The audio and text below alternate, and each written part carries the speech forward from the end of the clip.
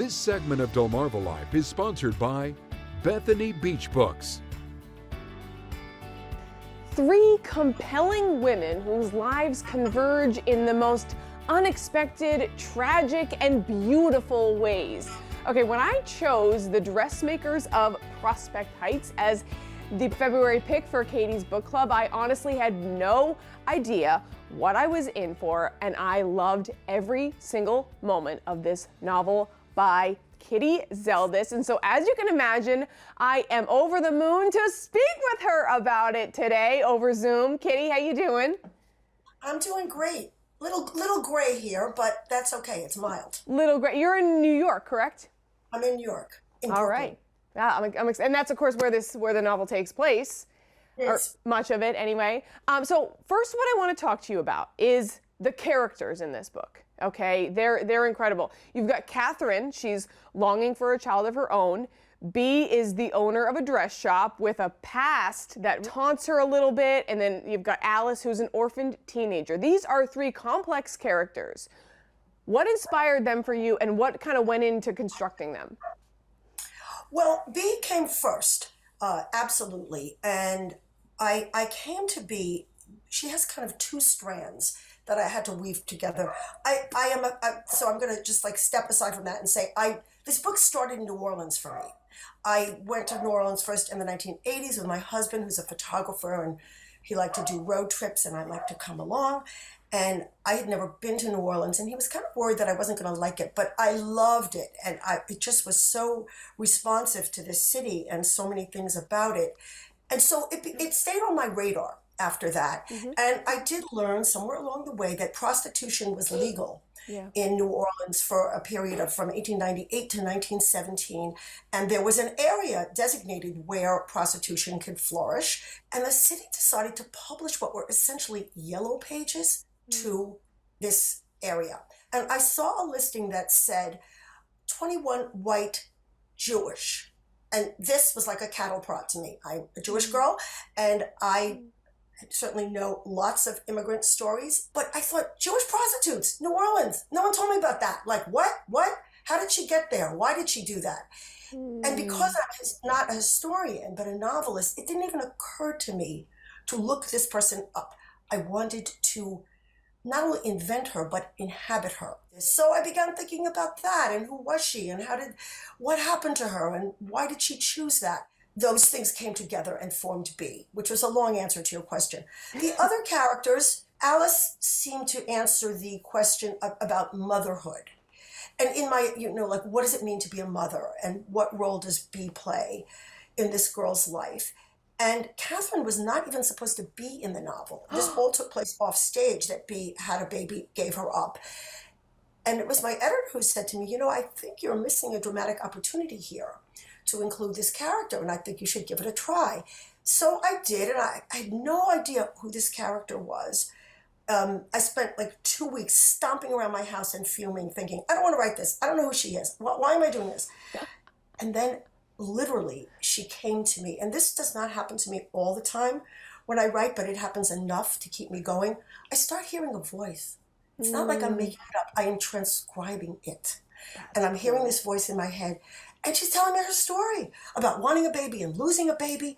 And like, that was it. And I actually came to like writing her sections best of all. So who knew?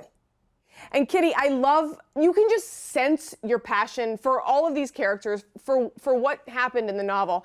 And I want to say, you made me feel about every different emotion and feel them very strongly in this book. And I want to say that the character that I related to emotionally super strongly was Alice, when she was experiencing the jealousy.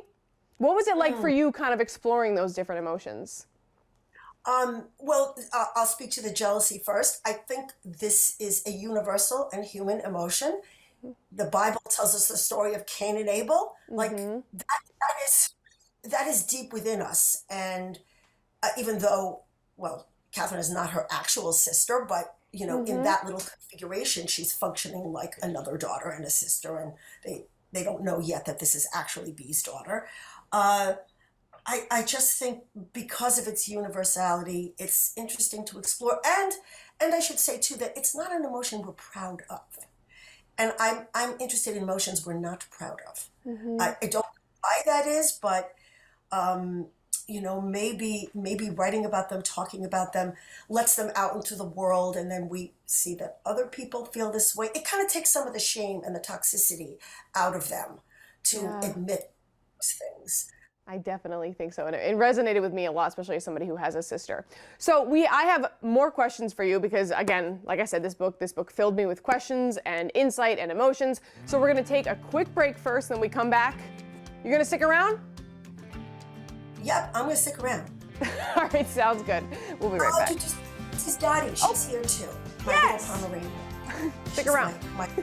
This segment of DelmarvaLife is sponsored by Bethany Beach Books.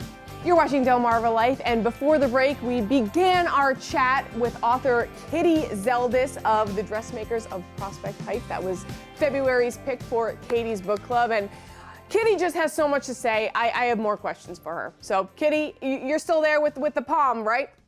Still there with the palm. Say hi, Dottie. Say hi to everyone. Oh, we love it. Okay, so we talked a little bit about kind of the plot of this book, the characters. Something I always do, Kitty, is a big reason I like to read is for the quotes that come out of the book, the little wisdom nuggets.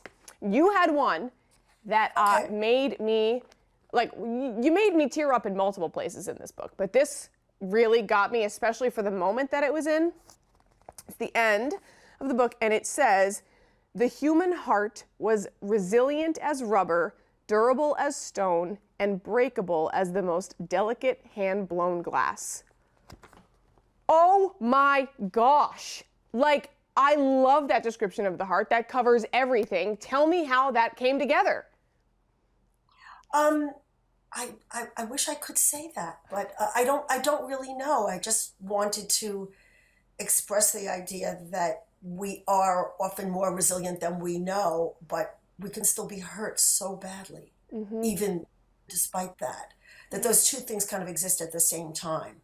Our capacity to bounce back, our capacity to be wounded. I am by nature an optimistic sort, so it doesn't surprise me that I wanted to have, if not a happy ending, a happy-ish ending. Yeah, that makes sense. And that was going to be something I wanted to bring up, is that I kind of put the book down, pleased with where everybody was kind of ended. How did you want readers to feel when they put this book down? Well, I feel like it's presumptuous for me to get in there and tell readers how to feel. I am grateful for all readers. Writers without readers are no one. Like, what are we doing talking to Dottie who can't, answer? But I hope that people are, in some sense, uplifted or have something positive to take away. And this book was, for me, I didn't know this at the start, very much about mothers and daughters. And so I hope that readers would, find some ways to relate that to their own lives and think about what those relationships were. Because even if not everybody is a mother, everybody is a daughter or a son. Absolutely. That's something I thought about a lot in this book too, especially I kind of made me process kind of my relationship with my mom as well. Same thing. Well, thank you so much for joining us today, Kitty. And of course, you're probably busy working on what's next, right? I am, because there always needs to be a new book. So yes, I'm busy. I don't want to say too much about it other than it is also historical, takes place in the 40s. My previous novel as Kitty Zeldis was this one, Not Our Kind, set in the 40s.